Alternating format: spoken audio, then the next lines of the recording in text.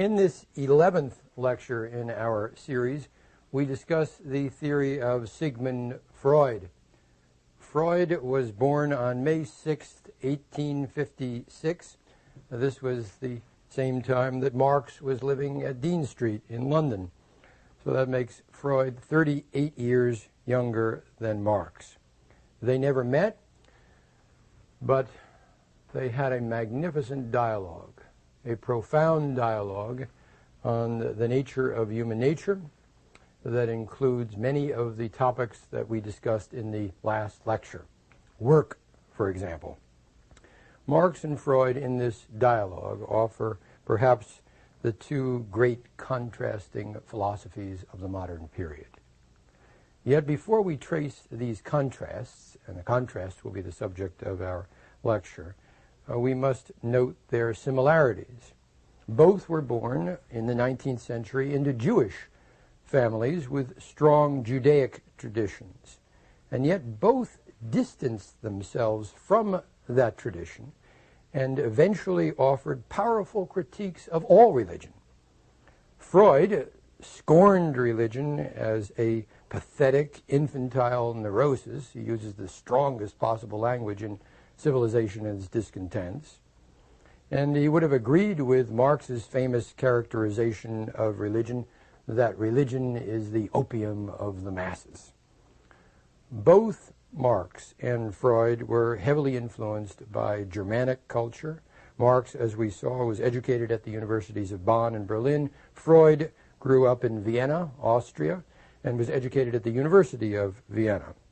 Both then wrote their original work in German, and they saw themselves as part of that rich tradition of ideas. And yet both viewed their own philosophies as highly original, as expounding new scientific theories of human nature in society. Freud was, of course, a physician, and he had a claim to science, a strong one. But Marx also believed that he was a social scientist and spoke often about how his philosophy of history had a strong scientific empirical base. So both of them then appealed strongly to the idea, the aura, the ideal of science. And finally, though, for all their claims to science, both their philosophies are inspired with a deeply moralistic view of humanity. They are both visionaries in their deeply different ways, both moral prophets, we might say, as passionate as the great Hebraic biblical prophets of old that I mentioned in the last lecture on Marx. The first great contrast between Marx and Freud is with their attitude towards humanity, an attitude that carries over to their perspectives on history. Marx, as we saw, was profoundly an optimist. He believed that however alienated we are now, and of course we are profoundly alienated, nevertheless a bright new dawn is coming with communism. The end of all alienation then is just around the corner, after a class struggle. I smile at that point because I was reminded of it by a member of the audience, and that should testify to the fact that I do learn from these question and answer sessions that follow each one of these lectures, and I wish that all of you in our listening audience could be a part of those as well. Marx envisaged then as an idealist and an optimist a new class-less society. Freud, on the other hand, is deeply pessimistic. And one thing that strikes me about Freud is that he repeatedly calls himself a pessimist. That is, it's often the case that people are pessimistic, but if you confront them and say, well, you're really not pessimistic, they'll say, no, of course I'm not pessimistic. It's such a pejorative term. But Freud is right up front and says, yes, I am a pessimist. And he believes that life is, from a pessimistic point of view, inevitably, inexorably filled with pain, lots of it. That suffering is overwhelming. Unhappiness is far, far easier to obtain than happiness. And that in the future, we're likely to have more and more of the same, that is, unhappiness. There is no bright new dawn. There is only continuing darkness and we must face up to it. Now, this grim tale begins with his analysis of the human personality. Like Marx, he has a theory of human nature that sets forth a conception of the self divided in three parts. This notion of the three-part or tripartite self goes back to Plato. It actually, as you remember from our very first lecture, goes back to the Hindus. But it was Plato in the Western tradition that set it forth most forcefully, recall, and that is that every self, every psyche, every personality has three parts from Plato's point of view. First, intelligence, intellect, wisdom, and then second, spirit or courage, and then third, desire or appetite. Marx, as we saw last lecture, has the concept of the tripartite self and the natural man, the alienated man, and the species self, or species being. Well, Freud has his own conception of the tripartite self to counter Marx's. And the conception, as you probably know, because the language is so familiar to us, is that of the id, the ego, and the superego. As we look at each one of these theories, that is, as we will, the theory of the id, the theory of the ego, and the theory of the superego, we'll be contrasting implicitly or explicitly Marx's and Freud's theories. But overall, it seems to me, Marx's concern is with the cash nexus and how it impacts on each one of these selves or parts of the self. Whereas Freud's theory is with the, as I like to say, bash nexus, that is, the force is not of money but of aggression and a lust for aggression. Freud's theory, then, of the tripartite self is this. The first part is the id, which is defined by Freud as a bundle of instincts aiming only at gaining pleasure and avoiding pain. Unlike Marx, Freud believes then that this natural self is and always will be dominant, primarily because it exists as the unconscious part of our personality, and we can never know fully, never, even after 17 years of therapy. How many years has Woody Allen had now? I remember when he spoke last about his years of therapy, it was something like 17 or 18, but that was some time ago.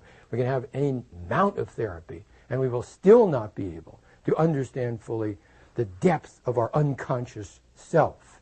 That unconscious self, or the id, is represented above all by the forces, as I said, of aggression. It's the spoiled brat in our personality. It is endlessly demanding, it's impulsive, it's irrational, it's antisocial, it is selfish, it's pleasure-seeking, and it is not concerned at all, Freud emphasizes, with contradiction. That is, the ego, or the reasonable part of the personality, will say to the id, look, you can have, if you wish, because the id is all-powerful, you can have this or that, or perhaps you prefer that or those, and the id responds back, I want that and that and that and that, and I want it now. There is no sense of contradiction. I want it all. So the id, which can never possibly be fulfilled, is constantly making demands on our personality for more and more pleasure, that pain must be avoided. It wants it all. In the id, then, the instincts of sex and aggression are deeply fused. And as Freud got older, he stressed more the instinct of aggression, so that in his work that I want to focus on in a few moments, Civilization and Its Discontents, written in 1929, that work is his magnum opus on human nature and society, civilization, as it applies especially to the concept of aggression. His personality theory, though, is perhaps expressed earliest and best in his new introductory lectures on psychoanalysis. So let's go to some of his own words about the id as he describes it. The id, he says, is the dark, inaccessible part of our personality. We call it a chaos, a cauldron full of seething excitations.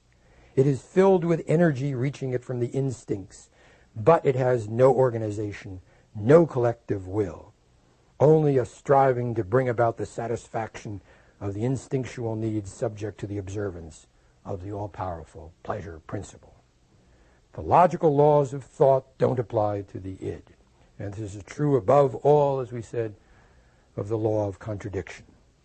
So contrary impulses exist side by side without canceling each other out or diminishing each other. The id knows then no judgment of moral value, no good, no evil. Instinctual cathexes or drives seeking discharge, that in our view is all there is to the id. Now that's Freud's then description of this most powerful part of our personality that exists in the unconscious. Now the second part of our self is the ego.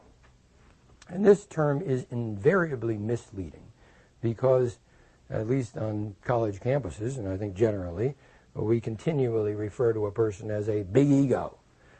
Well, that connotes something about the ego that Freud did not intend, and that is that when an individual has an inflated view of herself or himself, that speaks to the power of the ego. In fact, the ego, in Freud's theory, is not at all proud and inflated. It's cautious. It's commonsensical. It tries to restrain both the id and the superego.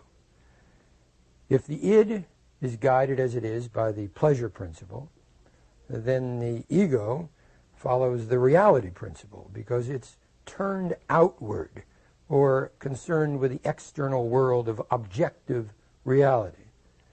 If the id is the brat in our personality, the ego comes across as the wimp. That is, it's reasonable, it's modest, but it's above all weak relative to the other parts of the personality. Therefore, it is, at the end of the day, ineffective. It's incapable of containing the demands of the id, but also the demands of the superego. It struggles desperately to serve, as Freud says, three masters by mediating between the wild and wishful world of the id and the restraints imposed by the superego and the external world. So the ego is, in Freud's terms, the broker, the negotiator, the conciliator, in a terrible position because without power. And so when the id makes its incessant and insatiable demands for sexual gratification or for total domination, then the ego attempts to assert its control. But in this task, the ego is always embattled and besieged, two words that Freud likes. Inevitably, then, at a terrible disadvantage because it lacks superior power. It tries to call out for help from the superego against the id, but it's usually punished for this by the superego. To take Freud's own words about the ego is, he says, invariably turned towards the external world. It's taken on the task of representing the external world to the id. Fortunately for the id, which would not escape destruction if in its blind efforts for the satisfaction of its instincts it disregarded that supreme external power of the outside world. The ego then is shaped by the reality principle. It stands for reason, for good sense, as opposed to the ids having stood for passion, the untamed passions of the self. Ego must, on the whole, carry out, then, the id's intentions, Freud says, and we're warned by a proverb against serving two masters at the same time. The poor ego has things even worse. It serves three severe masters and does what it can to bring their claims and demands into harmony with one another. Its three masters are, then, the external world, the superego, and the id. It tries to satisfy them simultaneously, or rather obey them simultaneously, and it's no wonder that it so often fails. It feels hemmed in on three sides, threatened by three kinds of danger, Freud says, to which, if it is hard-pressed, it reacts by generating more and more anxiety. Thus, the ego, driven by the id, confined by the superego, repulsed by reality, struggles to master its task of bringing about harmony among the forces and influences working in and upon it. And we can understand how it is that so often we cannot suppress a cry coming from our ego. Life life is not easy.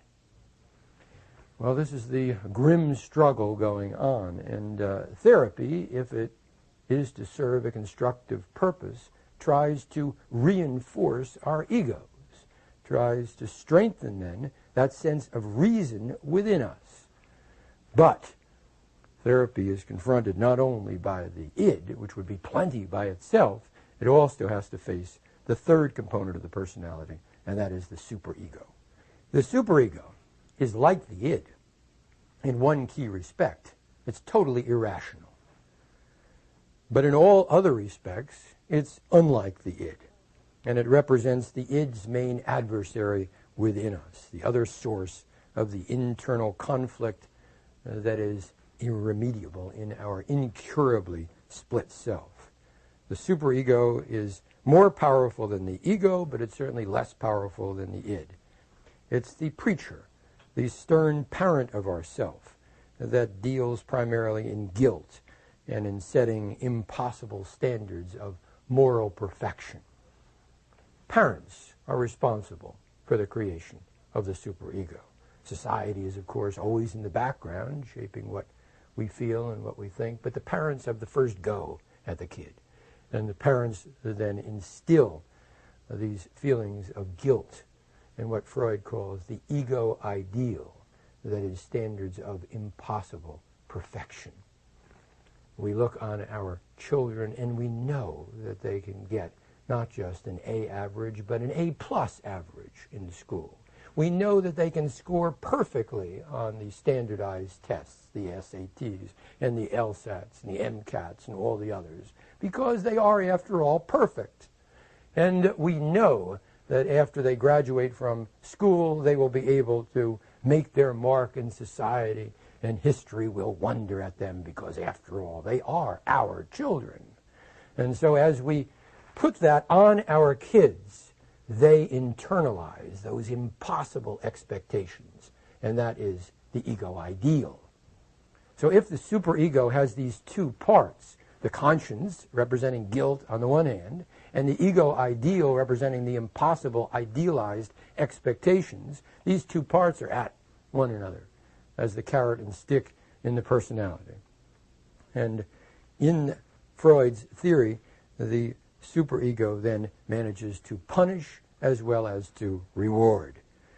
If you strive to meet the unreasonable, the unreachable expectations imposed on you by your parents, then you will be in the state of constant pain and alienation that Freud sees as necessary.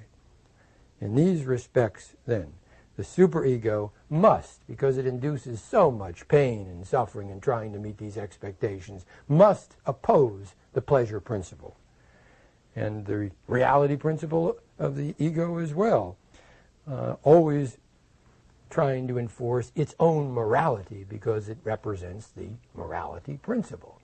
It represents, as Freud will say later in Civilization is Discontents, the force of the giant superego of civilization, and especially of religion. So with this analysis then of human nature, we approach Freud's main treatise of social theory, and that is Civilization and its Discontents. The original title, and I think the original is perhaps less poetic but better, was simply Unhappiness in Civilization. That's a more direct title because it is a book about the sources of our unhappiness. And once again, to Freud's credit as a theorist, he can write so much about unhappiness and still be a bestseller, as it has been repeatedly in psychoanalytic theory. It's an attempt, an honest attempt, to diagnose, as a physician might, the sources of suffering. And it's diagnosed on a grand scale. In the opening chapters of Civilization and its Discontents, Freud examines the sources of our pain and how we struggle most ineffectively to cope with this pain. And I think that these are among the most powerful passages. He begins by saying, life as we find it is too hard for us. He likes that line. He keeps coming back to it. Life is so hard. It brings us so many pains, so many disappointments, and impossible tasks. We're threatened in life with suffering from three directions. First, from our own body, which is doomed to decay and dissolution. Second, from the external world, which rages against us with overwhelming and merciless forces of destruction. And finally, from our relations to other people. The suffering which comes from this last source, from interpersonal relations, is perhaps more painful to us than any other. We tend to regard it as a kind of gratuitous addition, although it cannot be any less fatefully inevitable than the suffering which comes from elsewhere. It's this third source of suffering coming from personal relationships, their pain, the failure of personal relationships, that concerns Freud most. He says of this third form of suffering that we do not admit it at all. We cannot see why the regulations made by ourselves should not, on the contrary, be a protection and a benefit for every one of us. And yet, when we consider how unsuccessful we have been in precisely this field of prevention of suffering, a suspicion dawns on us that here, too, a piece of unconquerable nature may lie behind, this time a piece of our own psychical constitution. Let's review this theory where we're at now, because we want to get the full force of the pessimism and make sure that we have the thrust of Freud's theory. The personality theory itself is deeply pessimistic because we are, as we saw, locked into a state of psychic alienation from which we cannot possibly escape. We're not even aware of the depth of our unconscious. And so we cannot solve this continuing struggle between the id and the superego, not to speak of the struggle between the ego, the forces of reason, and the superego or the id. So that alienation, that split self is, and this is the term that Freud repeatedly uses, irremediable. There is no quick fix, there is no drug, there is no medical treatment of any kind to solve this basic psychic alienation. We are caught in this split self.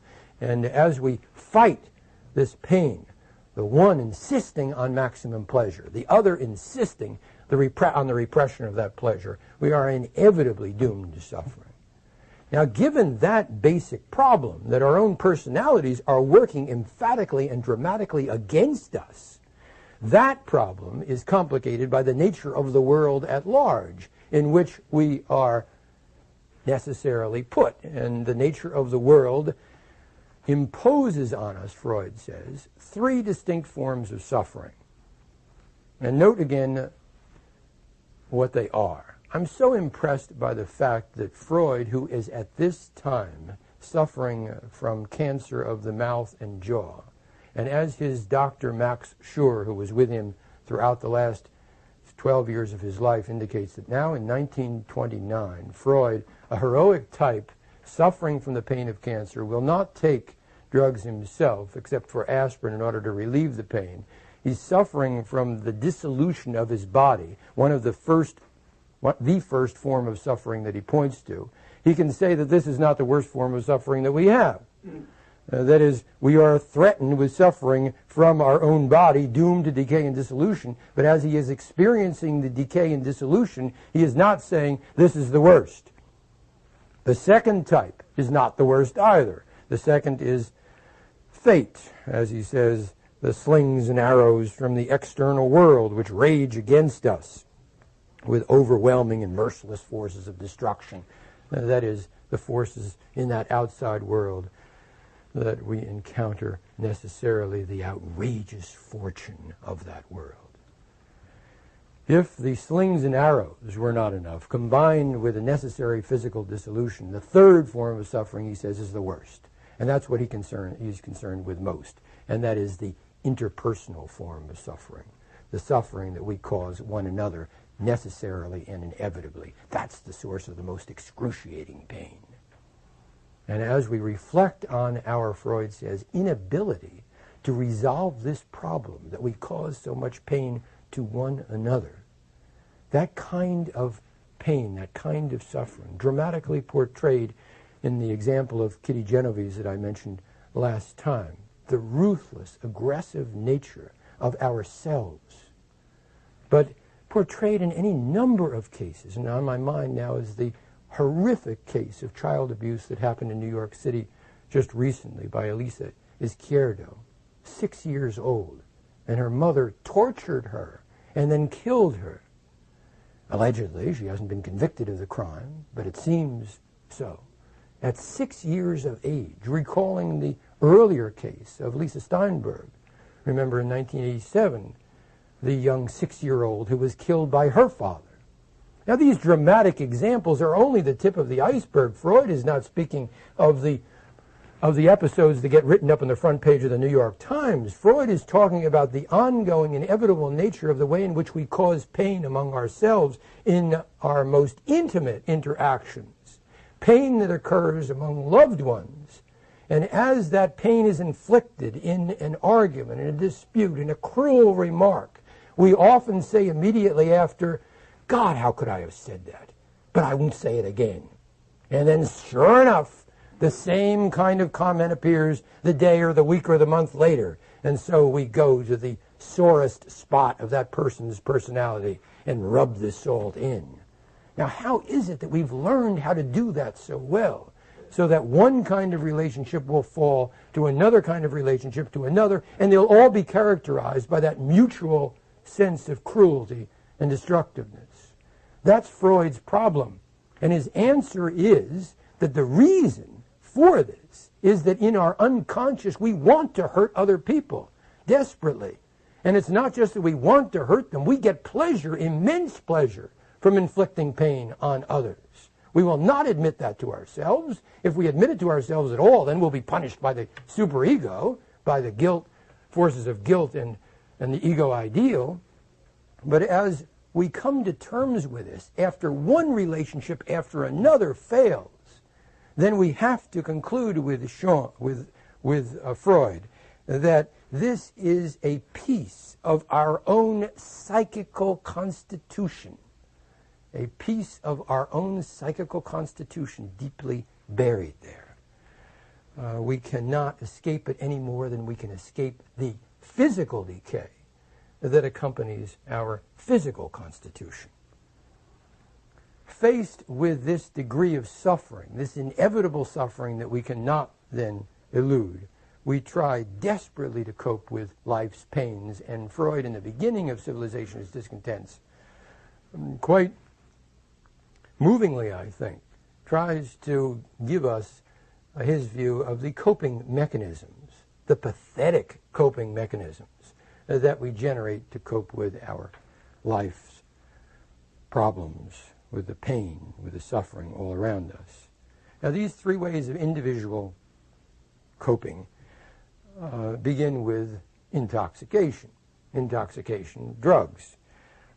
Intoxication of all kinds of drugs. This is the crudest, Freud says, and the most physically injurious way of hurting ourselves. And Freud, after mentioning that as a coping mechanism, as one of the most effective coping mechanisms for a short period of time, then moves on to say, well, that clearly can't be a solution.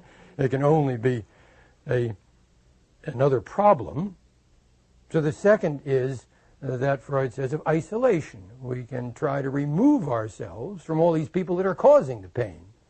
And Freud says that historically this has been generated as the solution in India, for example, who advocates, remember in the first lecture, the ideal of vanaprastha, which means literally forest hermit. One goes off away from one's family to the forest and tries to discover the truth. Freud says there's a reason for this. We flee to the forest because we're trying to get away from all that pain. And hopefully in the forest, in a state of isolation, we will be able then to kill the basic instincts. That is, no sex. We will not be able to gorge ourselves on food. We will then limit the way in which these instincts can cry out to us for satisfaction. This killing of the instincts that Freud finds then in Eastern religions, as he says, is one way of solving the problem. We don't want to experience the excruciating agony of a love relationship, we remove all possible love objects, all possibility of sex, and therefore kill that instinct as far as it can be. But of course it can't be. It's repressed, and from Freud's point of view, will constantly then reassert itself, so that's no solution. Anyway, even if it were possible to kill the instinct, we would be killing a large part of our humanity. Is that the way we want to live, in a state of isolation? But we're stuck. There's a double bind. We must live in society, most of us, but in living in society, we're doomed to continual suffering. It's society that causes the problem. Now, the last of the coping mechanisms is the one that Freud spends most time on, that is sublimation. A sublimation, which means, from Freud's point of view, the expression of a powerful, aggressive, destructive impulse, somehow in a way that is socially acceptable. So we take socially unacceptable instincts and we express them in acceptable ways. Obviously, the kind of example that comes to mind is sports. An individual really wants to take a baseball bat, find his nearest enemy, and club him over the head with it, but instead of that, he goes onto a sports field, hits a home run, a grand slam in a World Series game, ideally, perfectly, and he gets immense satisfaction from that. Now that is sublimation, and it occurs in a variety of forms. Love is a form of sublimation. What really is the root of love? Clearly, lust. That is the aggressive desire to satisfy oneself. Lust in the form of domination and rape and all of the rest. That's what we identify with clearly with the instinct of the libido. But what do? We turn it into the form of romantic love. And romantic love then idealizes a basic instinct which is socially unacceptable. Romantic love then becomes sublimation. In each of these cases, when we talk about sublimation, Freud says, we have a basic instinct that demands satisfaction. It's socially unacceptable. We find a way to make it socially acceptable. But, the big but is, in making it socially acceptable, we do not ever get the same form of satisfaction that we would get out of directly satisfying that impulse. Nothing can possibly satisfy us more than taking the baseball bat and clubbing somebody over the head with it if he's their worst enemy. Not even going into the arena, the stadium, and hitting that Grand Slam home run. The basic truth is this, that satisfaction of the primal instincts, of the aggressive instincts, is what we want. We sublimate. Work is another form of sublimation. We take our aggressive desire to dominate others and we turn it into a socially acceptable form. And Freud says that in some cases, that socially acceptable form of professional activity, perhaps a successful artist or a successful scientist, that socially acceptable form will be highly satisfying. But it can never be as satisfying as the direct satisfaction of that primal impulse. And even then, it is, Freud says, that kind of work open to only a few. That is, how many creative scientists or artists or people extremely successful in their professional activity can there be? For the most part, work is, Freud's point, direct opposition to Marx, seen as a plague and to be avoided like the plague. Most people, Freud says, are lazy and they do not want to work, and that is because they cannot sublimate through their work satisfactorily. So Freud is directly opposite from Marx on this point. He argues that, sure, there are cases of people getting a great deal from their work, but those people are few and far between. What we see for the most part, a vast humanity that is unsatisfied through its work, that is lazy, that wants then satisfaction through domination, but cannot find any way to dominate. For most people, the majority then, the ways of handling aggression in terms of these coping mechanisms are woefully unsuccessful. Aggression, therefore, spills into awesome violence and terrible unhappiness as a result of this violence. That is, in warfare, in revolt, in all of the aspects of the larger society that Freud now diagnoses when he turns from the micro to the macro. The micro is the individual, remember, on the couch, struggling to satisfy in some way, through sublimation, through intoxication, through love relationships, whatever, struggling to satisfy his demands for pleasure, his aggressive impulses. He fails to do this. Now, when enough individuals get together failing to do this, then it's expressed in macro form of a whole culture being terribly unhappy, unfulfilled, and above all, wanting to aggress on each other, on anyone around who seems that they can safely aggress on. So we move then Freud in Civilization's Discontents. I think this is the hallmark of his theory in the sense that he becomes a social and a political theorist at this point. He moves, we might say, from the couch to the culture, from the analysis of the individual, the micro, on the couch, to the analysis of a whole civilization in a state of profound discontent. At this point, we can clearly raise the question, is this legitimate? Can we move from the analysis of a person, even if he is right about his theory of the unconscious and the rest of the aspects of the personality, can we make this leap from the micro to the macro? And I think that's a legitimate question. But Freud makes it in Civilization's Discontents. In Chapter 5 especially, he insists that these truths that are set forth in a visual sense can also apply to a large group of individuals in a macro sense. And we have now the mass id in the majority of people demanding satisfaction, lusting for aggression and domination, and the mass of the moral codes in society, that is the large macro civilization representing the superego or the mass superego. We have then these two impulses, mass impulses vying with each other. The destructive, pleasure-seeking impulses of the mass of humanity against the moral codes of civilization and society, represented, as I said, in ethical systems and in religion. We are necessarily locked into this contest. And remember the basic theory, and that is that both of these forces of the mass id and the micro civilization, the macro superego rather, both of these forces are necessarily irrational. It's not that civilization is somehow going to save us from the aggressive instincts of humankind. So Freud represents then the voice of civilization in this sense, especially of religion. The great world religions have set forth in the same irrational voice as the superego impossible expectations, calls to conscience. Freud, I think, is at his best when he is deriding religion for setting forth utopian demands that cannot possibly be fulfilled, like love thy neighbor and love thine enemy.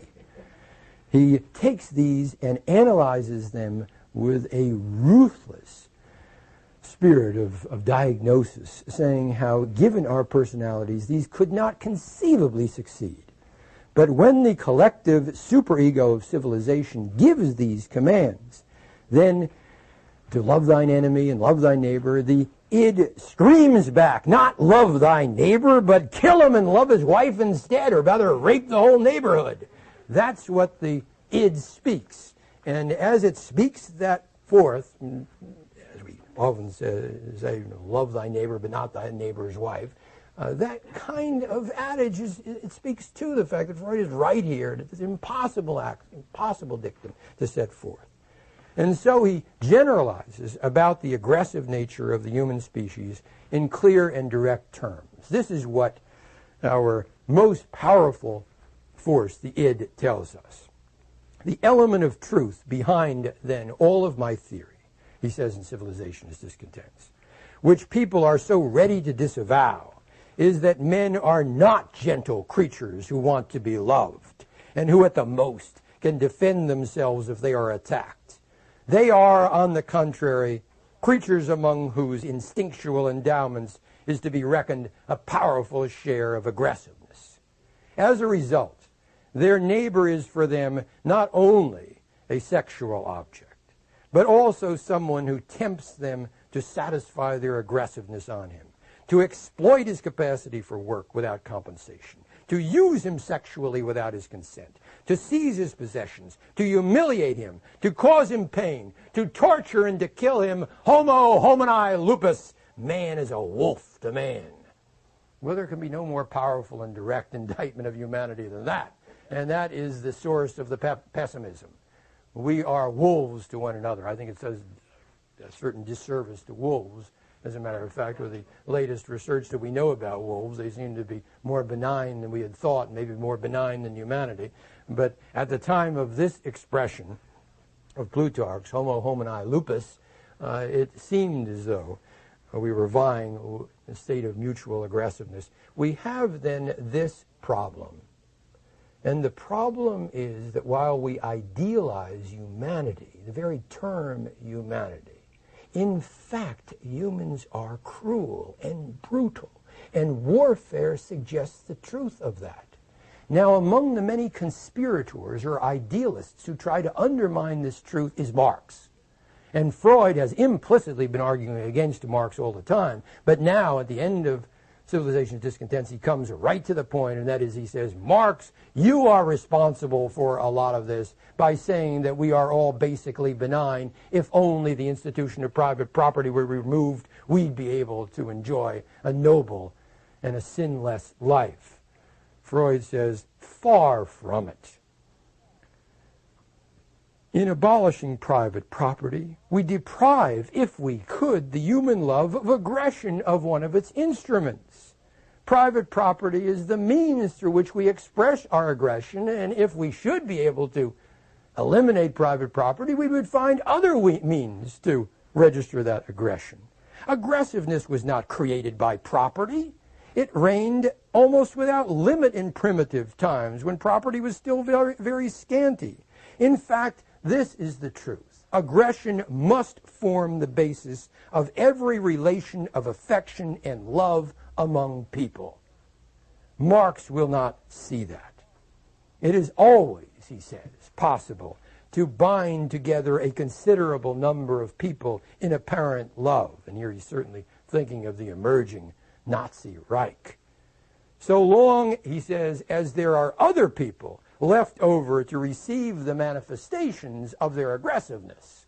That is, it's all well and good to bind people in an erotic embrace of nationalism, so long as you have individuals around who will be scapegoats and they can take their aggression out. And here he comes, I think, to a moving part of Civilization Discontents when he concludes, in this respect, the Jewish people, scattered everywhere, have rendered most useful services to the civilizations of the communities that have been their hosts.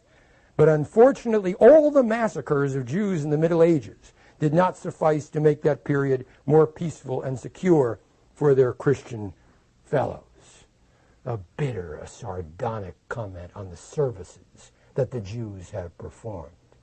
We might surely say that Freud, who died in 1939 and could not have seen the concentration camps, would at least not have been surprised by Auschwitz. Freud would have seen that monstrous inhumanity and saw that it wasn't really inhumanity at all. It was humanity in its truest and most direct sense. And that is the indictment of humankind, with which we are stuck, which we now face.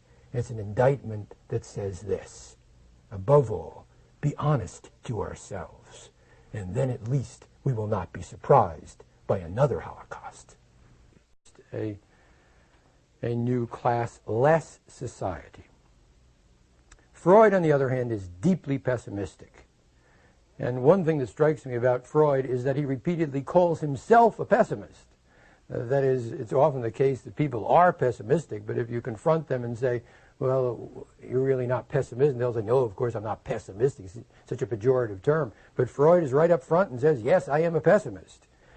And he believes that life is, from a pessimistic point of view, inevitably, inexorably filled with pain, lots of it.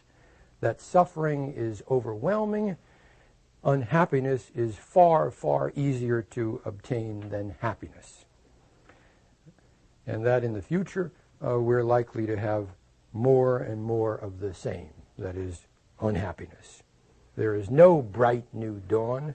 There is only continuing darkness, and we must face up to it. Now, this grim tale begins with his analysis of the human personality. Like Marx, he has a theory of human nature that sets forth a conception of the self divided in three parts. This notion of the three-part or tripartite self goes back to Plato. It actually, as you remember from our very first lecture, goes back to the Hindus. But it was Plato in the Western tradition that set it forth most forcefully, recall, and that is that every self, every psyche, every personality has three parts from Plato's point of view. First, intelligence, intellect, wisdom, and then second, spirit or courage, and then third, desire or appetite. Marx, as we saw last lecture, has the concept of the tripartite self and the natural man, the alienated man, and the species self or species being. Well, Freud has his own conception of the tripartite self to counter Marx's. And the conception, as you probably know, because the language is so familiar to us, is that of the id, the ego, and the superego. As we look at each one of these theories, that is, as we will, the theory of the id, the theory of the ego, and the theory of the superego, we'll be contrasting implicitly or explicitly Marx's and Freud's theories. But overall, it seems to me, Marx's concern is with the cash nexus and how it impacts on each one of these selves. Though for all their claims to science, both their philosophies are inspired with a deeply moralistic view of humanity. They are both visionaries in their deeply different ways, both moral prophets, we might say, as passionate as the great Hebraic biblical prophets of old that I mentioned in the last lecture on Marx. The first great contrast between Marx and Freud is with their attitude towards humanity, an attitude that carries over to their perspectives on history. Marx, as we saw, was profoundly an optimist. He believed that however alienated we are now, and of course we are profoundly alienated, nevertheless a bright new dawn is coming with communism. The end of all alienation then is just around the corner, after a class struggle. I smile at that point because I was reminded of it by a member of the audience, and that should testify to the fact that I do learn from these question and answer sessions that follow each one of these lectures, and I wish that all of you in our listening audience could be a part of those as well. Marx envisaged then as an idealist and an optimist. In this 11th lecture in our series, we discuss the theory of Sigmund Freud. Freud was born on May 6, 1856. This was the same time that Marx was living at Dean Street in London. So that makes Freud 38 years younger than Marx. They never met, but they had a magnificent dialogue, a profound dialogue on the nature of human nature that includes many of the topics that we discussed in the last lecture. Work, for example. Marx and Freud in this dialogue offer perhaps the two great contrasting philosophies of the modern period. Yet before we trace these contrasts, and the contrast will be the subject of our lecture, we must note their similarities. Both were born in the 19th century into Jewish families with strong Judaic traditions, and yet both distanced themselves from that tradition and eventually offered powerful critiques of all religion. Freud scorned religion as a pathetic, infantile neurosis. He uses the strongest possible language in Civilization and Its Discontents. And he would have agreed with Marx's famous characterization of religion, that religion is the opium of the masses. Both Marx and Freud were heavily influenced by Germanic culture.